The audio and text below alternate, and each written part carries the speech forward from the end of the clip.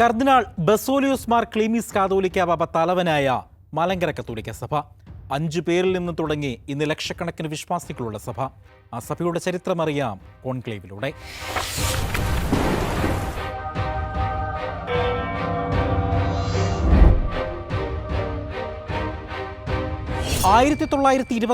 November 1 പരുമലയിൽ ചേർന്ന episcopal synod മലങ്കരയിൽ സമാധാനം സ്ഥാപിക്കാനായി കത്തോലിക്ക സഭയുമായുള്ള കൂട്ടായ്മയ്ക്ക് വത്തിക്കാനുമായി വീണ്ടും ചർച്ചകൾ ആരംഭിക്കാൻ തീരുമാനിക്കുന്നു.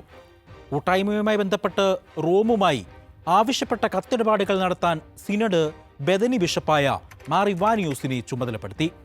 1928 ഡിസംബർ 17 രണ്ടാം കാതോലിക്കോസ് മരണപ്പെടുന്നു.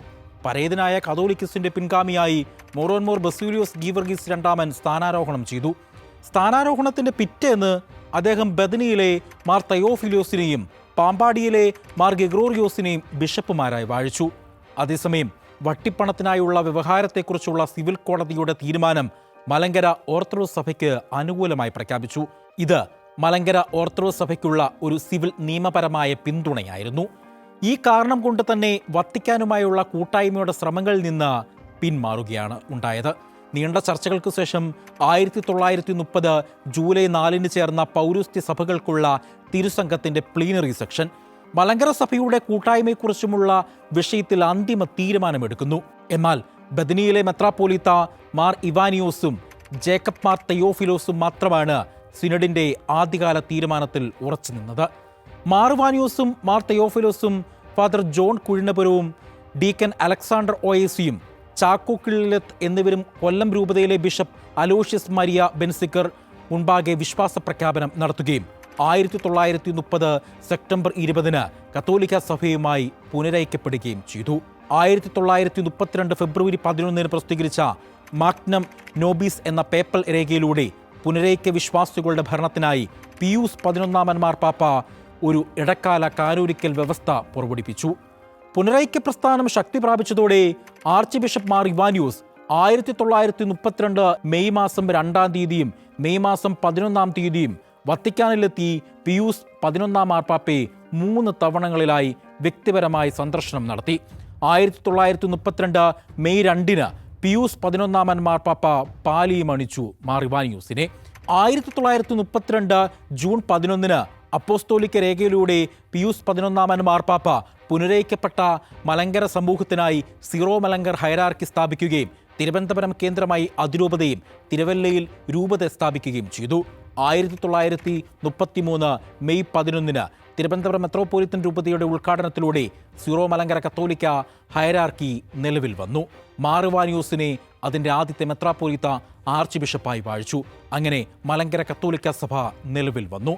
കത്തോലിക്ക സഭയിലെ വിവിധ രൂപതകളിൽ നിന്ന് Ernakulam archbishop Mar Augustine കണ്ടത്തിലും കൊല്ലം ബിഷപ്പ് അലോഷ്യസ് മരിയ ബെൻസിക്കറും ചങ്ങനാശ്ശേരി ആർച്ച് ബിഷപ്പായ മാർ ജെയിംസ് കള്ളാശ്ശേരിയും കോട്ടയം ബിഷപ്പ് മാർ അലക്സാണ്ടർ ചൂളപറമ്പിലും ജേക്കബ് മാർ തയോഫിലോസും വാഴിക്കൽ ചടങ്ങുകളിൽ പങ്കെടുത്തു. 1933 നവംബർ 6 തിരുവല്ല രൂപതയുടെ ഉദ്ഘാടനം ചെയ്യുകയും അതിൻ്റെ പ്രഥമ ബിഷപ്പായി ജേക്കബ് മാർ തയോഫിലോസ് സ്ഥാനമേൽക്കുകയും ചെയ്തു. ആർച്ച് ബിഷപ്പ് മാർ ഇവാനിയോസിന്റെ കത്തോലിക്ക സഭയുമായുള്ള പുനരൈക്യം സാർവത്രിക കത്തോലിക്ക സഭയിലെ ഒരു ചരിത്ര സംഭവമായിരുന്നു.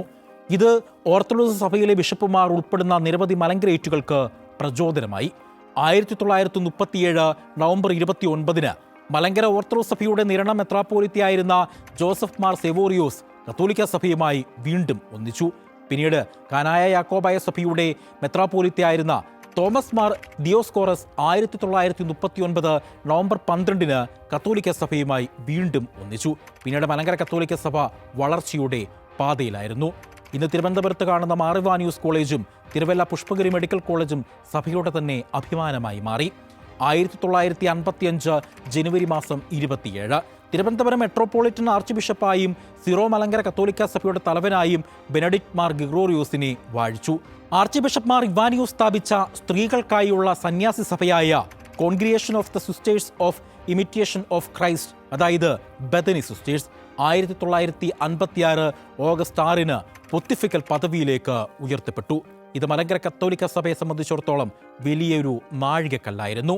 പിന്നീട് 1986 ഫെബ്രുവരി മാസം 8-ാം തീയതി തിരുവനന്തപുരം പട്ടം സെന്റ് മേരീസ് കത്തീഡ്രലിൽ വെച്ച് സീറോ മലങ്കര കത്തോലിക്ക സഭയ്ക്ക് വിശുദ്ധ ജോൺ പോൾ രണ്ടാമൻ മാർപ്പാപ്പയെ സ്വാഗതം ചെയ്യുവാനുള്ള ഭാഗ്യം ലഭിച്ചു.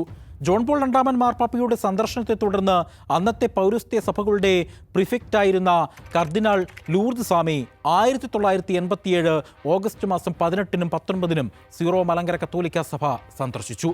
1994 ഒക്ടോബർ 10 മെത്രോപൊലിത്തൻ ആർച്ച് ബിഷപ്പായ മാർ ഗ്രിഗോറിയോസ് തിരുമേനി കാലം ചെയ്തു. മാർ ഗ്രിഗോറിയോസ് 41 വർഷം മലങ്കര കത്തോലിക്ക സഭയ്ക്കും സമൂഹത്തിനും നൽകിയ സേവനം അത്രത്തോളം വലുതായിരുന്നു. മാർ ഗ്രിഗോറിയോസ് കാലം ചെയ്തതിനു ശേഷം മെത്രോപൊലിത്ത പദവി ഒഴിഞ്ഞുകിടക്കുമ്പോൾ ബത്തേരി ബിഷപ്പായിരുന്ന സിറിൽ മാർ ബസൂലിയോസ് സഭയുടെ ഭരണം ഏറ്റെടുക്കുന്നു. 1994 നവംബർ മാസം ബെനഡിക്ട് മാർ ഗ്രിഗോറിയോസിന്റെ പിൻഗാമിയായി സിറിൽ മാർ ബസൂലിയോസ് മെത്രാപോലീത്തയായി നിയമിക്കപ്പെടുന്നു. 1995 ഡിസംബർ 14 തിരുവനന്തപുരം മെട്രോപൊളിറ്റൻ ആർച്ച് ബിഷപ്പായും സീറോ മലങ്കര കത്തോലിക്ക സഭയുടെ തലവനായും അദ്ദേഹം സ്ഥാനാരോഹണം ചെയ്തു. 1996 ജനുവരി 9 വത്തിക്കാനിൽ വെച്ച് വിശുദ്ധ ജോൺ പോൾ രണ്ടാമൻ മാർപ്പാപ്പ അദ്ദേഹത്തെ പാലിയം അണിയിച്ചു. 2000 ആണ്ട് നവംബർ മാസം 19, 20, 21 തീയതികളിൽ വത്തിക്കാനിൽ വെച്ച് നടന്ന സീറോ മലങ്കര കത്തോലിക്ക സഭ 2000-ലെ മഹാജൂബിലി ആഘോഷ നിറവിലാണ്. ആ സമയത്ത് വിശുദ്ധ ജോൺ പോൾ രണ്ടാമൻ മാർപ്പാപ്പ സീറോ മലങ്കര കത്തോലിക്ക സഭയിലെ പുരോഹിതന്മാരെയും സന്യാസിമാരെയും സാധാരണക്കാരെയും എന്നിവർ കൂട്ടി ഒരു പ്രതിനിധി സമ്മേളനം വിളിച്ചുകൂട്ടി. ഈ സമ്മേളനത്തിൽ മാർപ്പാപ്പ ഇങ്ങനെ പറഞ്ഞു: 70 വർഷങ്ങൾക്ക് മുൻപ് മെട്രോപൊളിറ്റൻ ആർച്ച് ബിഷപ്പായിരുന്ന മാർ ഇവാനിയോസും മാർ തെയോഫിലോസും അവരുടെ കൂട്ടാളികളും പത്രോസിന്റെ സിംഹാസനവുമായി പൂർണ്ണ കൂട്ടായ്മയിൽ പ്രവേശിച്ചു.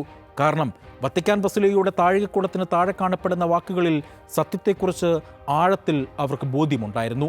ഇവിടെ നിന്ന് ലോകത്തിന് ഒരു വിശ്വാസം പ്രകാശിക്കുന്നു. സഭ ഒന്നാണ്, കിഴക്കിനും പടിഞ്ഞാറിനുമിടയിലുള്ള ക്രിസ്തുവിൻ്റെ സഭ എന്ന് അവർ മനസ്സിലാക്കി. കത്തോലിക്ക സഭയുടെ കൂട്ടായ്മയിൽ പ്രവേശിക്കുമ്പോൾ അവർ സ്വന്തം പാരമ്പര്യത്തോടുള്ള വിശ്വസ്തതയെ നിഷേധിക്കാൻ ഉദ്ദേശിച്ചിരുന്നില്ല. അവരുടെ തീരുമാനത്തിന് ശേഷമുള്ള വർഷങ്ങളിൽ ദൈവം സമൃദ്ധമായി അനുഗ്രഹിച്ചു എന്നാണ് മാർപ്പാപ്പ അന്ന് പ്രസംഗത്തിൽ പറഞ്ഞത്. 2005 ഫെബ്രുവരി 10 സീറോ മലങ്കര കത്തോലിക്ക സഭയുടെ ചരിത്രത്തിൽ സുവർണ ലിപികളിൽ കൊത്തിവെച്ച ഒരു ദിവസമായിരുന്നു. വിശുദ്ധ ജോൺ പോൾ രണ്ടാമൻ മാർപ്പാപ്പ സീറോ മലങ്കര കത്തോലിക്ക സഭയെ മേജർ ആർക്കി എപ്പിസ്കോപ്പൽ സഭയുടെ പദവിയിലേക്ക് ഉയർത്തപ്പെട്ടു. അതായത് സ്വയംഭരണമുള്ള ഒരു സഭ. അന്നത്തെ മെട്രോപൊളിറ്റൻ ആർച്ച് ബിഷപ്പിനെ പാപ്പൽ ബുൾ അബ് ഇപ്സ്കോ സാൻകിറ്റോ തോമ വഴി സീറോ മലങ്കര കത്തോലിക്ക സഭയുടെ മേജർ ആർച്ച് ബിഷപ്പാക്കി നിയമിക്കുകയും ചെയ്തു. ഇതോടെ മലങ്കര കത്തോലിക്ക സഭയ്ക്ക് ഒരു സിനഡൽ ശ്രേണിപരമായ ഘടന ലഭിക്കുകയുണ്ടായി. മേജർ ആർച്ച് ബിഷപ്പുമാരുടെ സിനഡിനൊപ്പം പാത്രിയാർക്കിൽ അധികാരങ്ങൾ പ്രയോഗിക്കുന്ന സഭയുടെ പിതാവും തലവനുമായി. CCEOയുടെ വ്യവസ്ഥകൾക്കും സീറോ അന്ത്യോക്യൻ പാരമ്പര്യത്തിൽ വേരുകളുള്ള മലങ്കര സഭയുടെ പാരമ്പര്യത്തിനും അനുസ്യൂതമായി major archbishop Syro Malankara കത്തോലിക്ക സഭയിലെ കാതോലിക്കോസ് ആണ്. അദ്ദേഹം CCOയിൽ വിഭാവനം ചെയ്തിരിക്കുന്ന പാത്രിയാർക്കിൽ അധികാരങ്ങൾ പരിശുദ്ധ എപ്പിസ്കോപ്പൽ സിനഡിനോടൊപ്പം ഈ പാരമ്പര്യവുമായി പൂർണ്ണമായും യോജിച്ച് സീറോ മലങ്കര കത്തോലിക്ക സഭയുടെ മേജർ ആർച്ച് ബിഷപ്പ് കാത്തോലിക്കോസ് എന്ന സ്ഥാനപ്പേരും മേജർ ആർച്ച് ബിഷപ്പ് എന്ന സ്ഥാനപ്പേരും സ്വീകരിച്ചു.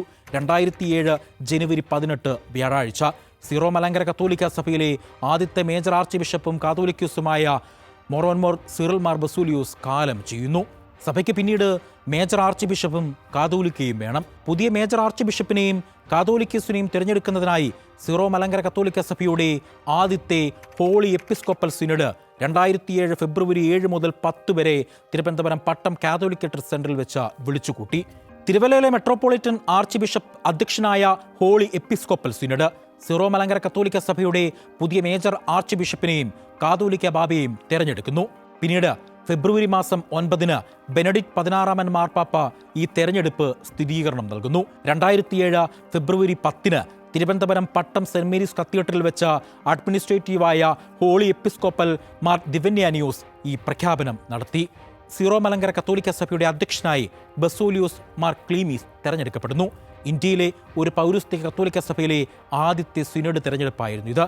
2007 മാർച്ച് 5 പട്ടം സെന്റ് മേരീസ് കത്തീഡ്രലിൽ വെച്ച് സീറോ മലങ്കര കത്തോലിക്ക സഭയുടെ രണ്ടാമത്തെ മേജർ ആർച്ച് ബിഷപ്പും തിരുവനന്തപുരം മേജർ ആർച്ച് ബിഷപ്പുമായി മോറോൻമോർ ബസൂലിയോസ് ക്ലീമീസ് തെരഞ്ഞെടുക്കപ്പെടുകയും വാഴിക്കൽ ചടങ്ങ് നടക്കുകയും ചെയ്തു. 2012 നവംബർ 24 പോപ്പ് ബെനഡിക്ട് 16 മാർപ്പാപ്പ ക്ലീമീസ് ബാബയെ കത്തോലിക്ക സഭയുടെ രാജകുമാരന്റെ പദവിയിലേക്ക് തെരഞ്ഞെടുക്കുന്നു. ക്ലീമീസ് ബാബ കർദിനാളായി തെരഞ്ഞെടുക്കപ്പെട്ടു. ഇത് മലങ്കര കത്തോലിക്ക സഭയെ സംബന്ധിച്ചിടത്തോളം ഏറെ സന്തോഷവും അഭിമാനവും നിറഞ്ഞ മുഹൂർത്തങ്ങളിൽ ഒന്നായിരുന്നു. ബദനിക്കുന്നിൽ നിന്ന് 5 പേരിൽ നിന്ന് തുടങ്ങിയ സഭ ലോകമെമ്പാടും വളർന്നു. നിലവിൽ മലങ്കര കത്തോലിക്ക സഭയ്ക്ക് 16 ബിഷപ്പുമാരാണുള്ളത്. പുതിയതായി തെരഞ്ഞെടുക്കപ്പെട്ട 2 ബിഷപ്പുമാരുമുണ്ട്. 11 രൂപതകളാണ് ഇന്ന് മലങ്കര കത്തോലിക്ക സഭയ്ക്ക് ഉള്ളത്. അടുത്ത കോൺക്ലേവിൽ കാണാം സീറോ മലബാർ സഭയുടെ ചരിത്രം.